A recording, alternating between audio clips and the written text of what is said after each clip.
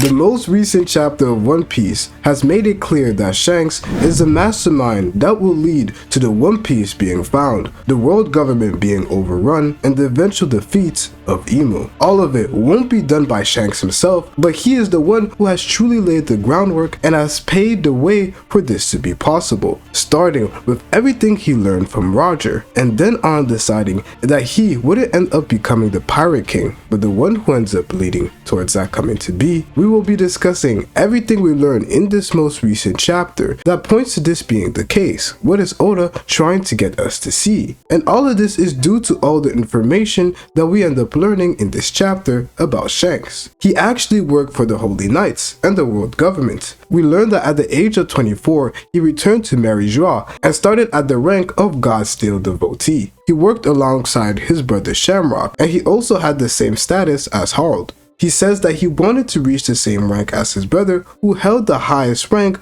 of Knight of God.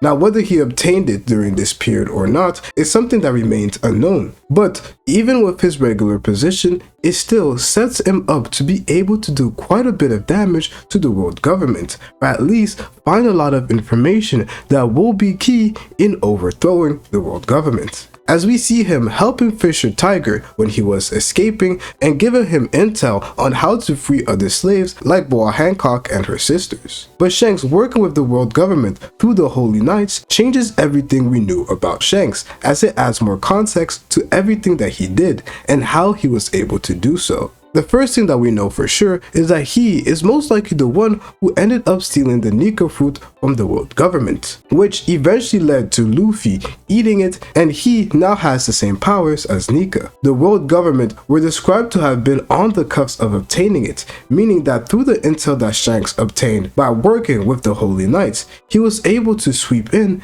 and take it. This must have likely happened in Elbaf, where a lot of people believe in Nika, and it would connect the dots between Loki, Shanks, and the reason why Loki didn't really have a fond idea of Shanks, as he described to Luffy. But during this time period, the world government was the closest it was ever to getting that special fruit. And before it ended up truly reaching the point of the elders obtaining this fruit itself, Shanks ended up sweeping in, and then he took that fruit for himself. This most likely is the reason why he fled and ended up leaving the Holy Knights, as his goal would have then been complete, gathering intel and obtaining one of the fruits that would be necessary to take down the world, known as Imu. This is why when Shanks sees Luffy in Gear 5th, he finally says that it is time to go and collect the One Piece, as Nika has returned.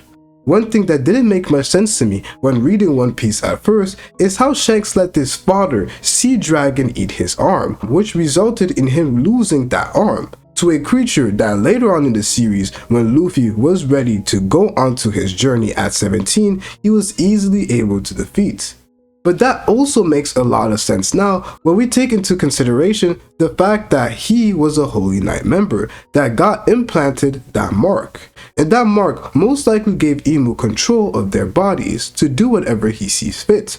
As we see in the Elbaf arc, we have various soldiers, people of the Holy Knight, that can be possessed by Imu, where Imu would then gain a level of control in their bodies.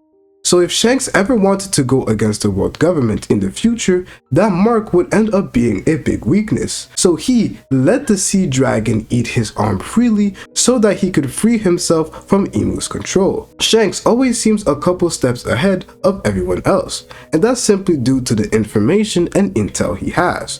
He reached the top when it comes to the world government, and he has now reached the top when it comes to being a pirate, as a Yonko. So Figureland Shanks, compared to his father, he is actually goated.